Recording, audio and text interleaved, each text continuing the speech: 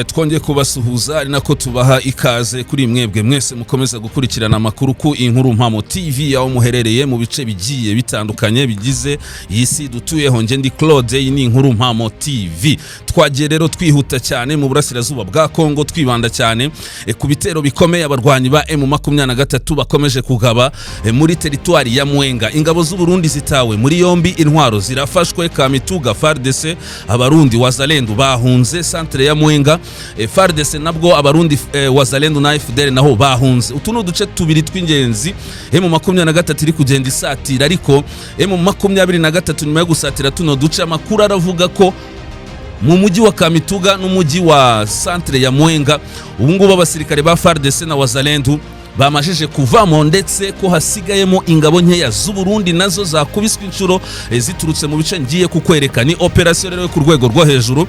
Tugiye kurebera hamwe akandi gace abarwanyi ba M23 bafashe hano muri Mwenga mu buryo bwuzuye. Turebere hamwe uburyo bano barwanyi bafashe izindi ngabo z'u Burundi, bazifashe matekwa cyangwa se bazifashe mpiri. Turebe n'intwaro zafatiwe muri ibi bice, noneho turebe urundi rugamba rusigaye rwa Kamituga na Mwenga, dore ko bano barwanyi rwose amakuru ari kwerekana ko mu minsi 2-3 aba barwanyi bashobora kuba bafashe utu duce tundi dusigaye, cyane cyane centre ya Mwenga. Tugiye kurebera hamwe rero uko zino operation zihagaze. Aya ni amakuru mashya ngiye kukugezaho, ariko ku rundi ruhande turaza kurebera hamwe abashi cyangwa se societe y'abashi muri Kivu y'Amajyepfo yatangiye nayo kuzamura ibirego irega ingabo z'u Burundi.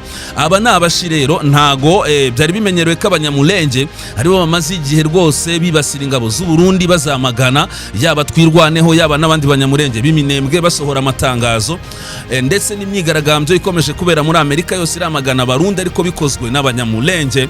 Ubu ngubu rero amakuru ari kwerekana ko n'indi societe y'abashi, abashi abo mu bwoko bw'abashi nabo batangiye kuzamura ibirego barega ingabo z'u Burundi. Abo bashi rero bari kurega iki ingabo z'u Burundi.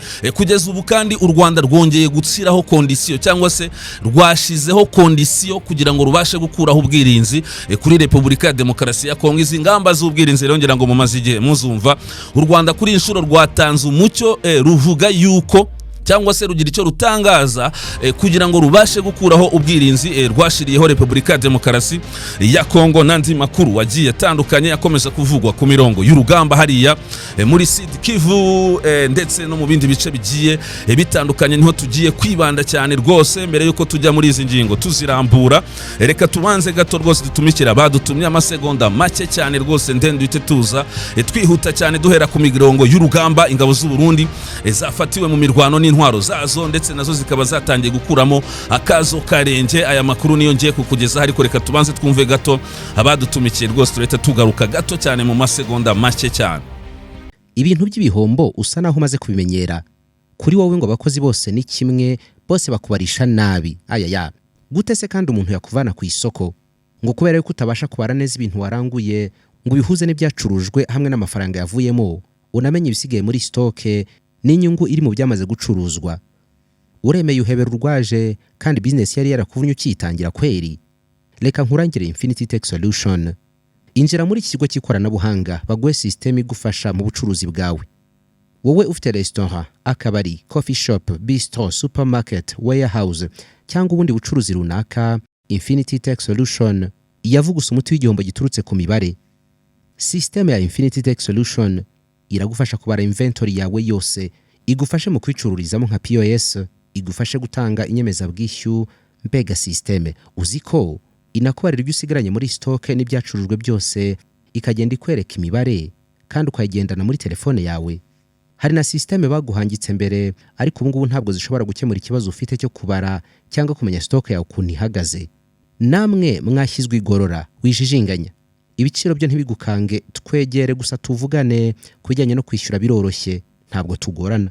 Ikiza nuko utangira kwishyura systeme yamaze kugera muri mudasobwa yawe cyangwa muri telefone yawe uri muyikoresha. Duhamagare kuri 0785 03 0772.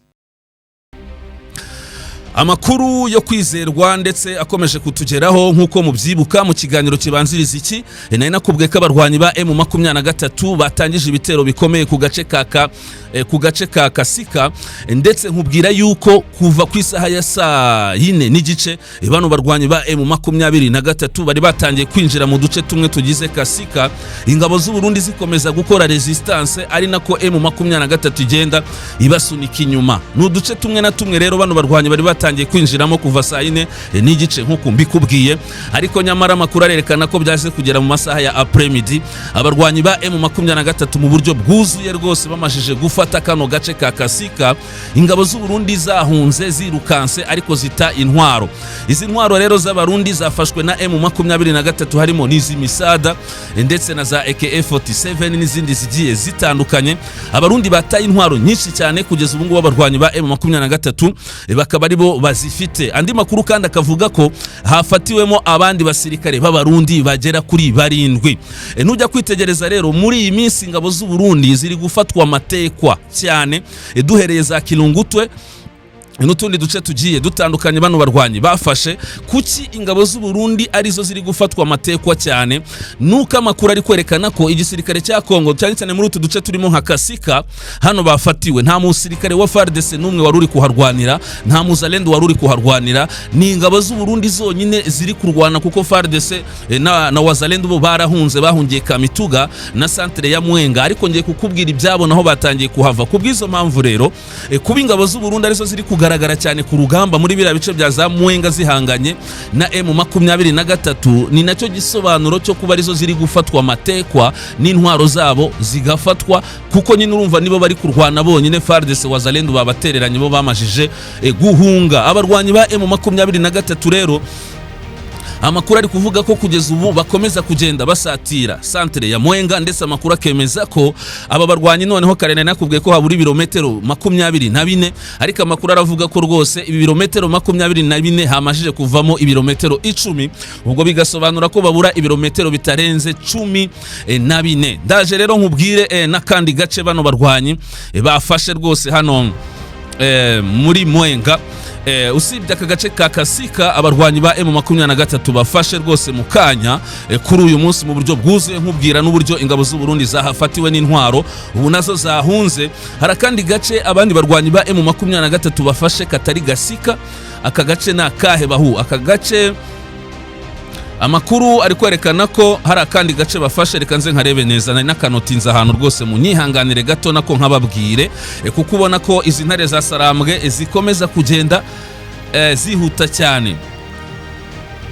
Amakuru ari kuvuga yuko abandi abarwanyi ba M23 banafashe akandi gace kazwi nka Kidasha. Kandi gace kazwi nka Kidasa nako gafashwe n'abarwanyi ba M23. Bisobanuye ngo kuri uyu wa gatatu tariki 26 z'ukwezi kwa 11 n'abarwanyi ba M23 bafashe uduce tugera kuri 2 nkuko mbikubwiye. Ubwo Kasika aba barwanyi barayigenzura, abarundi bagiye bahunze, ariko nyamara amakuru aravuga ko ingabo abarwanyi ba M23 batahagarikiye Kasika, ahubwo bakomeje kugenda begera imbere. Nindura bahagarika rero kugeza ubu ko bigaragara yuko yaba ingabo z'u Burundi zitari gukoraho nubwo rwose ziyemeje kurwana zonyine. Wazalendo FARDC nakubwiye ko bahunze, ariko izi ngabo z'u Burundi nazo ntago rwose ziri kubasha guhagarika intare za Sarambwe. Aya ni amakuru yo kwizerwa nkugejejeho rwose aka kanya, niko amakuru akomeza kugenda abyerekana. Biraza kugenda gute rero? Biraza kugenda gute amakuru biraza kugenda gute ko ibintu byakomeye cyane? Amakuru ari kuvuga ko rero uburyo abarwanyi ba M23 bakomeje kugenda bafata ibice hano muri teritwari ya Mwenga bifite aho bihuriye na strategy zo gufata umujyi wa Uvira, kandi maze iminsi bikugezaho. Ariko reka nze nkugezeho andi makuru masa. Umuntu utuye muri biriya bice ni umunyamulenge wampaye message uzi biriya bice neza, ukomeza kugenda yitegereza avancement za M23. Yampaye ubutumwa bugira buti bayamaye ubutumwa bugira buti M23 gukomeza gufata ibi bice birimo na za Kasika mbere yarafashe n'ibindi, ikabiri ku avansa ishaka gufata centre ya Mwenga, kandi biragaragara ko ari inevitable rwose abarwanyi baraza kuyifata.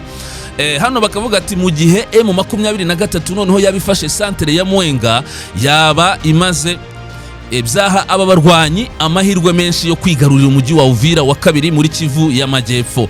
Kuri ubu byitezwe ko nta gihindutse Mwenga santere ishobora gufatwa mu masaha ari imbere, dore ko na Kamituga ingabo za leta na Wazalendo bamajije guhunga. Niko amakuru akomeza kugenda abyerekana. Amakuru rero ari guturuka muri biriya bice bya za santere ya Mwenga ndetse na Kamituga arimo arerekana iki.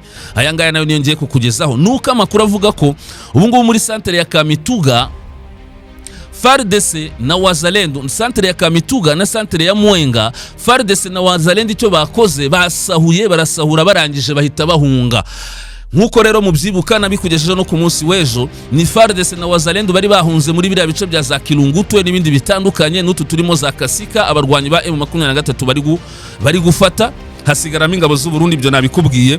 Barangije bahita bahungira muri santere ya Mwenga, abandi bajya Kamituga. None basahuye santere ya Mwenga na Kamituga, nabo bamajije kuyivamo. Ntago ari FARDC na Wazalendo rero, kuko amakuru yerekana ko n'ingabo z'u Burundi zatangiye kubona ko FARDC na Wazalendo bari kubatererana. Ubu nazo zari zahunze, zimwe ziri Kamituga na santere ya Mwenga zatangiye nazo guhunga. Reka nze ngusomere buno butumwa ngo FARDC na Wazalendo bahunze Kamituga, ndetse hano muri Kamituga ngo hasigaye abasirikare b'abarundi batarenze 50, kuko abandi nabo bahunze. Ubwo ni ukuvuga ko abangaba nabo bashobora kuza guhunga.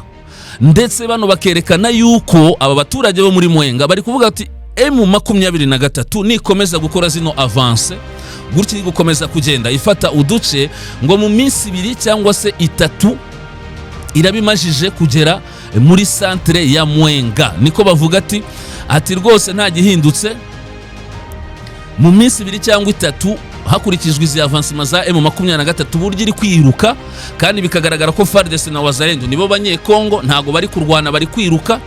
N'abarundi batangiye kwiruka. Mu minsi 2 cyangwa 3 aba barwanyi barababashije gufata agace ka Mwenga santere na Kamituga.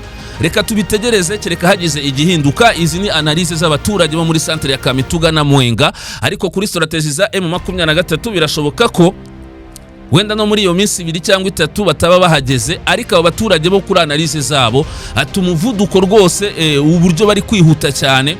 Mu minsi 2 cyangwa 3 baraba bageze muri santere ya Kamituga na santere ya Mwenga. Amakuru ari kuvuga ko bamwe mu baturage bishoboye, nk'abandi b'abacuruzi, nk'abandi ya miryango y'abayobozi, imiryango y'abasirikare, ndetse n'imiryango y'abagenerali wa Wazalendo muri santere ya Mwenga na Kamituga batangiye guhungisha imiryango yabo. Abo ni abantu bishoboye banakomeye cyane, batangiye guhungisha imiryango yabo muri santere ya Kamituga ndetse na Mwenga. Ibi byose rero ni ibimenyetso bikwereka uburyo aba barwanyi ba M23 bakomeza kugenda bihuta cyane bafata ibice bigiye bitandukanye.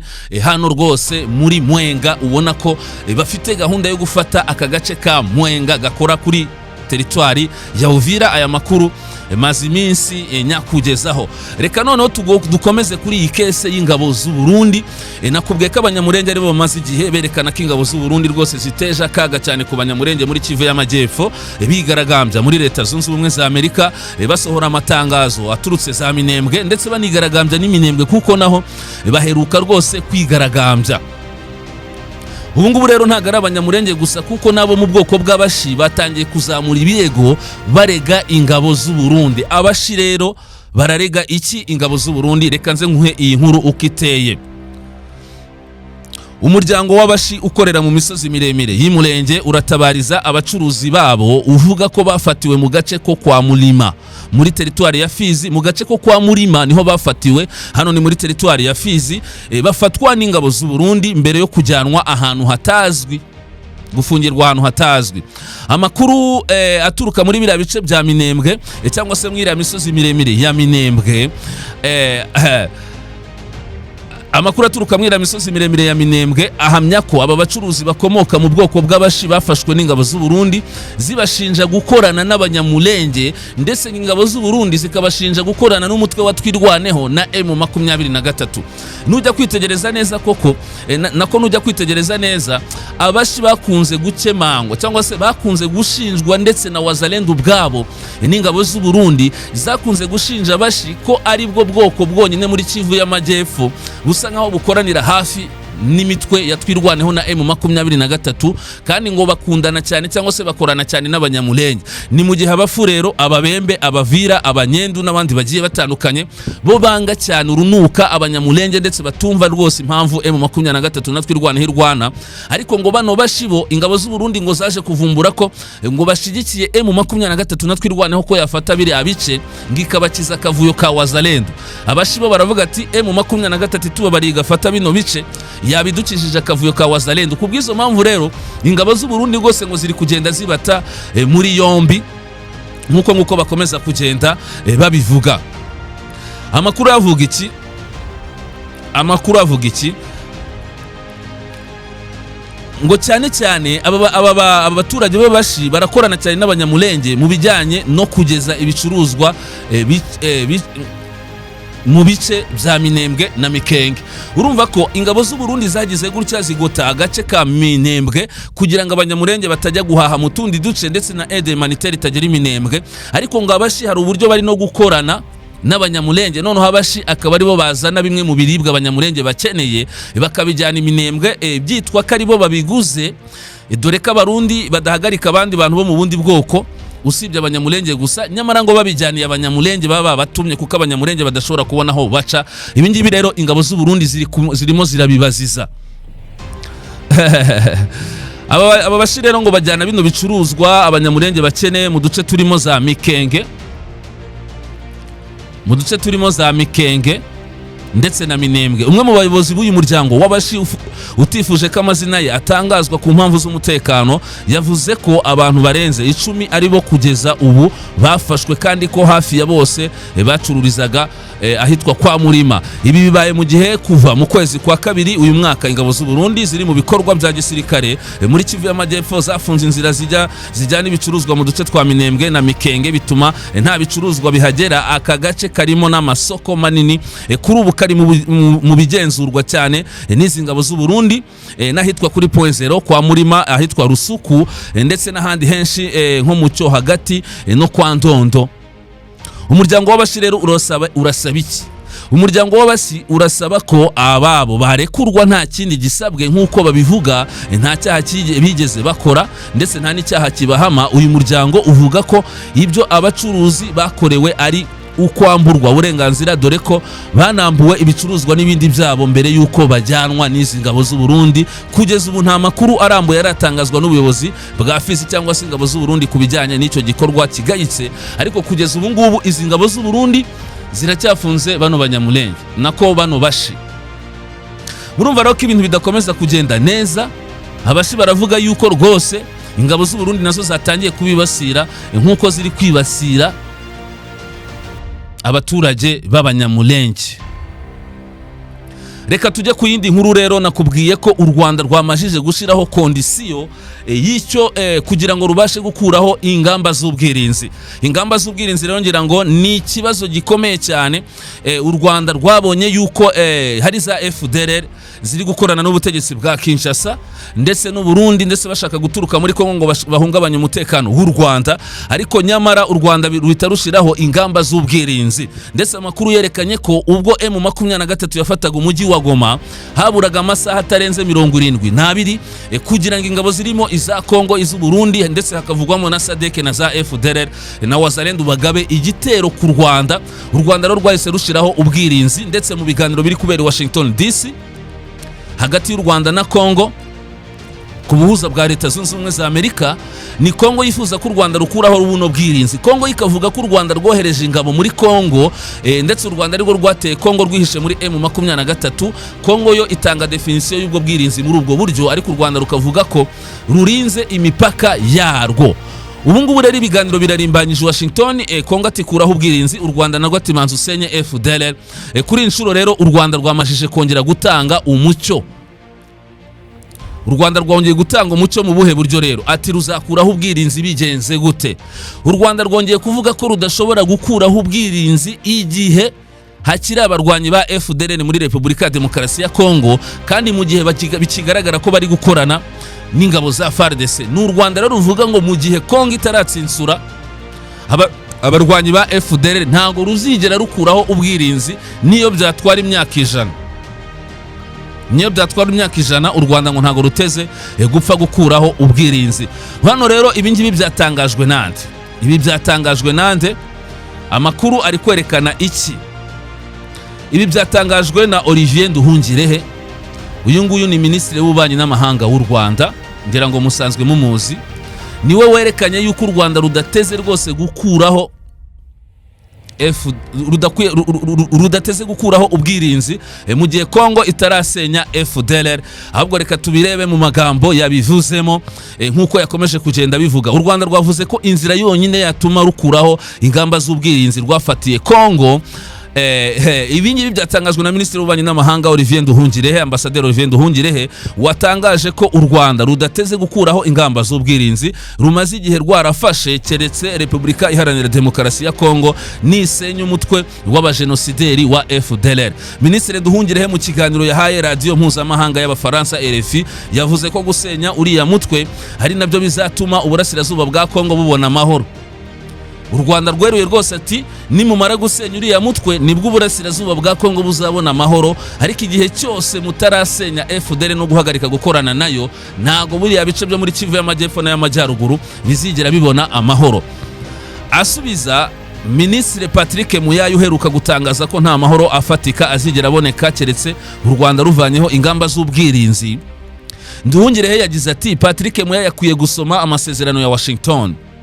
Nta mahoro azaboneka keretse abajenosideri ba FDLR bashigikiwe bakanaterwa inkunga y'amafaranga na Kinshasa, yemwe baninjijwe mu ngabo basenywe, nibwo amahoro azaboneka mu burasirazuba bwa Kongo, nkuko gahunda yuko ibikorwa bizakurikirana biri muri gahunda y'amasezerano ya Washington ibisaba.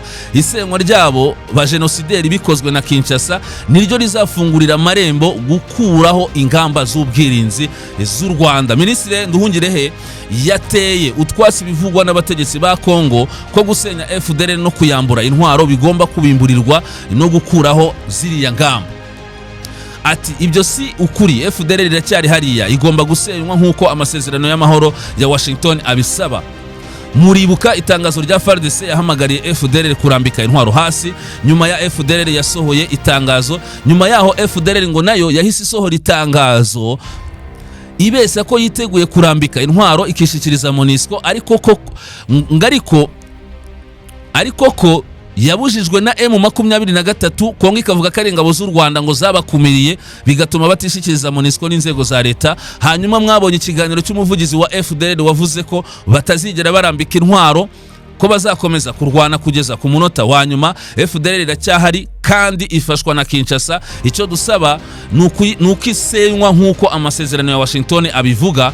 Umukuru wa diplomasi y'u Rwanda rero yakomeje avuga ko ibiganiro byerekeye gusenya FDLR bikomeje gukorwa n'inzego zashyizweho ngo zihuze ibikorwa by'umutekano biri mu masezerano ya Washington. Hakaba hari icyizere cy'uko uriya mutwe ushobora kuzasenywa nkuko amasezerano abiteganya.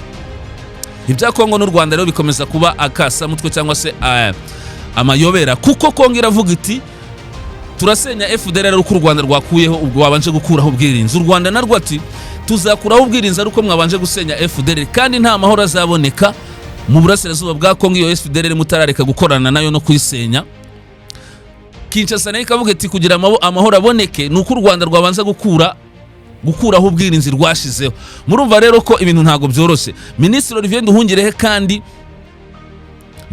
Nduhungirehe kandi yavuze ko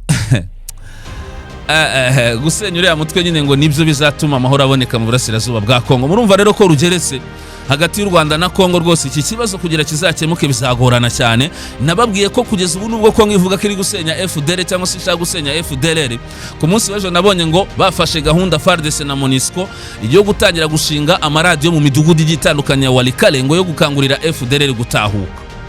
Ariko nyamara amakuru ari kuvuga ko muri Masisi mu mirwano iri kuvugwa muri biriya bice FDLR ziracyari kumwe na FARDC no muri Walikale cyo kimwe no muri Kivu y'Amajyepfo. Ibi rero byose bigakomeza kugenda biba inshobera mahanga, niko amakuru yo akomeza kugenda abyerekana. Tugarutse gato muri Kivu y'Amajyepfo, abaturage muri Mwenga na Kamituga batangiye rwose kwamagana Wazalendo na FARDC, aho bigeze bari kuvuga ati nubwo rwose M23 mbere tutari tuyishigikiye, atariko ibikorwa bya Wazalendo na FARDC bari kudukorera hano, turifuza ko M23 ihagera. Amakuru yari kwerekana ko bano barwanyi bari hafi kuhagera. Ubwo abantu ba Kamituga rwose na centre ya Mwenga bakomeze bihangane cyane, intare za Sarambwe bigaragara ko ziri hafi kuhagera, kuko nyine FARDC na Wazalendo babasahuye ku rwego rwo hejuru. Ndakubwiye ngo hari isahura ryo ku rwego rwo hejuru. Ingabo rero ziri gusahura, ubundi n'ingabo ziba zatsinzwe urugamba nta nubwo ziba ziteguye kurwana mu buryo bufatika, niko amakuru akomeza kugenda abyerekana. Reka aya makuru tuba tuyasoreje hano. Njye ari Claude n'Inkuru Mpamo TV, ndababisa ko rwose turakomeza kugenda tubaha amakuru mashi igihe tuyaboneye. Mukomeze kugira amahoro y'Uwiteka.